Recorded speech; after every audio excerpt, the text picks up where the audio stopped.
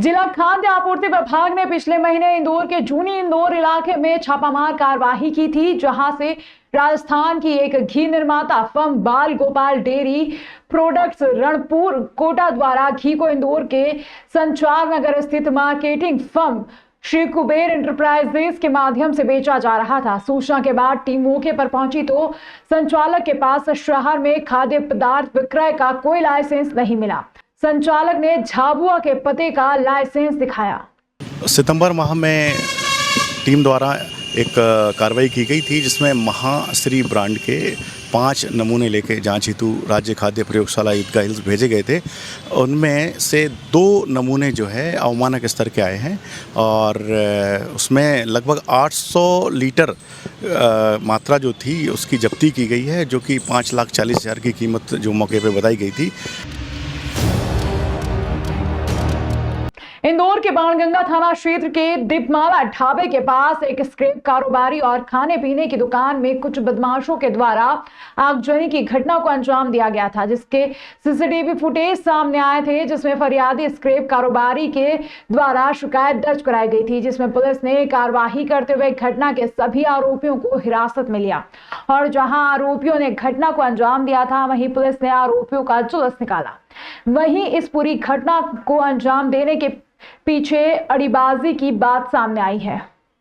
एक दुकान में आग लगी थी, जिसकी दाएं बाएं की चपेट में 3 दुकानें आ गई थी। कुछ उनका आपसी विवाद पुराना पता चला था।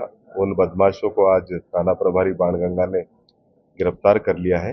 एक आरोपी का नाम अर्जुन नायक है और दूसरा विनोद उर्फ घोड़ा है। ये लोग वही स्थानीय भवानी नगर के रहने वाले हैं। संभागायुक्त दीपक सिंह की अध्यक्षता में संभागीय कलेक्टर कॉन्फ्रेंस का आयोजन मंगलवार को हुआ।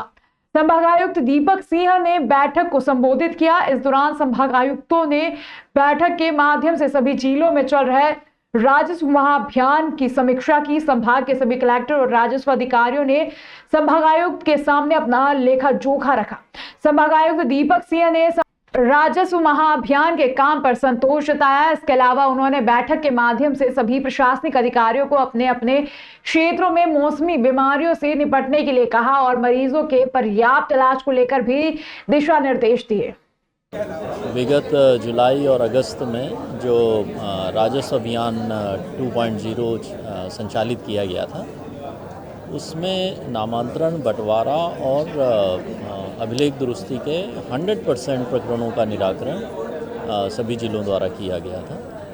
कांग्रेस के प्रदेश प्रवक्ता प्रमोद द्विवेदी ने बीजेपी सरकार पर सीधा हमला बोलते हुए पूछा कि जब पिछले कई वर्षों से केंद्र और राज्य दोनों जगह बीजेपी की ही सरकार है, तो आखिर कैसे नशे का साम्राज्य इस हद तक फैलने दिया गया।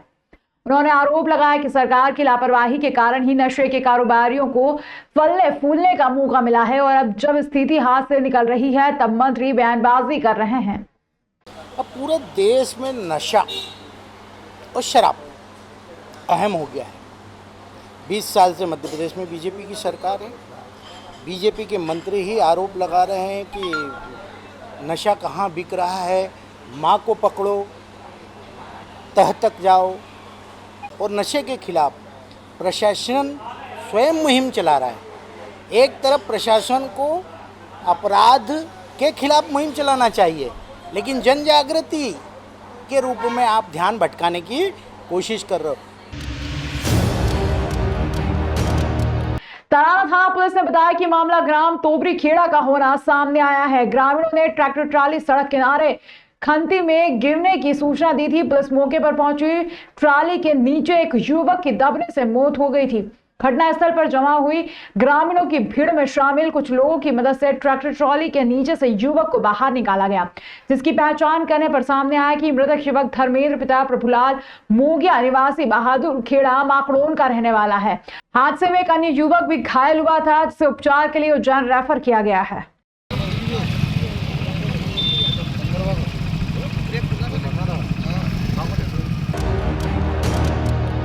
हरफनमौला गायक कलाकार किशोर कुमार की पुण्यतिथि के उपलक्ष्य में बस स्टैंड पर स्वरागिनी गायन ग्रुप द्वारा एक शाम श्री किशोरदा के नाम कार्यक्रम का आयोजन रखा गया।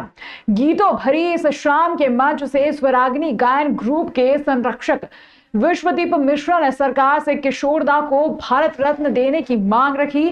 कार्यक्रम के अतिथि मशहूर भजन गायक अंकित शर्मा, किशोर कुमार बागेश्वर, विश्वदीप मिश्रा, सोनू पाटीदार, अर्पित राठौर एवं अध्यक्षता कर रहे स्वरागिनी गायन ग्रुप के अध्यक्ष संदीप जाजमे ने किशोर कुमार के चित्र पर माल्यार्पण व दीप प्रज्वलन कर कार्यक्रम का शुभारंभ किया। स्वागत भाषण संदीप जाजमे ने दिया। स्वर्गीय किशोर कुमार जी की पुण्यतिथि पर मनावर बस स्टैंड पर गायन कार्यक्रम रखा, जिसमें हमारे स्वरागिनी गायन ग्रुप के एवं क्षेत्र के गायक कलाकारों द्वारा एक से बढ़कर एक शानदार प्रस्तुतियां देकर स्वर्गीय किशोर जी को श्रद्धांजलि अर्पित की। पति पत्नी के साथ जीने और साथ मरने के कई किस्से देखने सुनने को मिले हैं। ऐसा ही वाकया आलोट नगर के सोलंकी परिवार में भी हुआ है, जहां 48 घंटे के भीतर पति और फिर पत्नी का एक ही समय पर देवलोक गमन हो गया। नगर के रानीपुरा निवासी पहले पति का देवलोक गमन हुआ और ठीक 48 घंटे के बाद पत्नी भी अनंत यात्रा पर चली गई।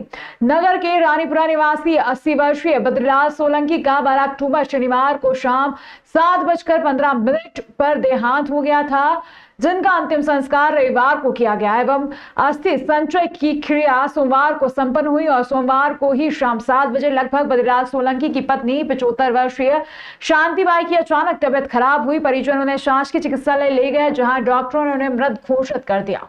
इस तरह पति और पत्नी दोनों का ही 48 घंटे के अंदर देवलोक गमन हो गया। देश विदेश गांव शहर सब पे नजर, सबकी खबर, नया रूप है नए है रंग, सबको समेटे अपने संग। आपका अपना शहर का सपना दैनिक अवंतिका, दैनिक अवंतिका, दैनिक अवंतिका। खेल राजनीति फिल्मी बातें सब कुछ ही हम इसमें पाते, घर होटल ऑफिस या दफ्तर, क्लर्क प्यून या हो फिर अफसर, सबका चहेता सबका प्यारा दैनिक अवंतिका।